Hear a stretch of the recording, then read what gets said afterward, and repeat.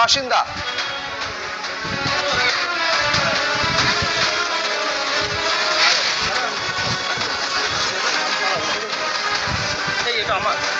আমি আরো বিস্তারিত জানবো, এই নিয়ে কথা বলবো। রাজীব চৌধুরী আমাদের প্রতিনিধি রয়েছেন। এই যে ব্যক্তি রকিবুল শেখ, কি তার বিরুদ্ধে অভিযোগ, তিনি নিজে কি বলছেন? রাজীব,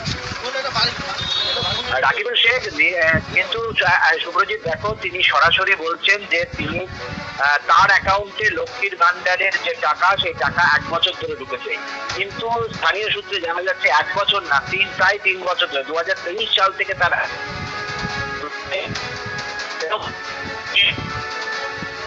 হোটেল চালান এবং যথেষ্ট সচ্ছলভাবে তিনি এটা জানার পরেও কিন্তু তিনি পঞ্চায়েত অফিস তার বাড়ি থেকে কার্যত ঢিলছোড়া ধরতে এবং তিনি ব্লক অফিসেও কিছু জানাননি, কাউকেও কিছু জানাননি, তিনি কিন্তু এই টাকাটি হজম করেছেন।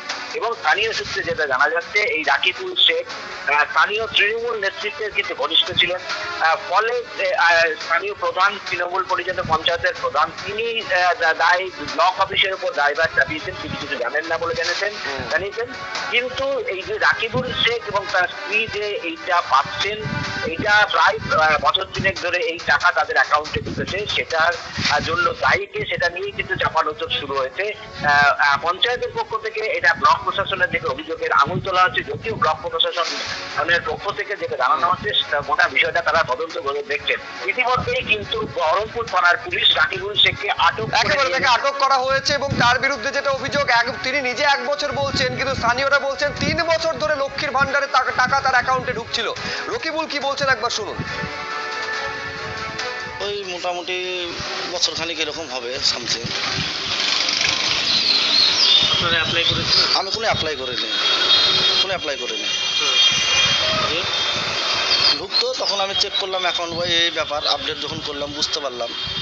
প্রথম টাকা তখন কি আপনি বিডিও অফিসে জানিয়েছিলেন? না, বিডিও অফিসে জানাইনি। এটা তো অন্যায়।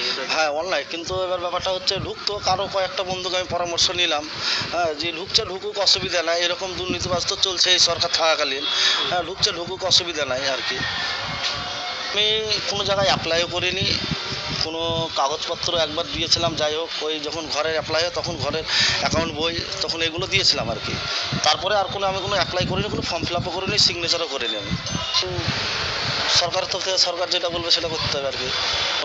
টাকা যদি সরকার গভর্নমেন্টের টাকা, যদি এখন আমি বলে না, আমি তো একা দুর্নীতিবাজ করিনি, করেছে তো অনেক।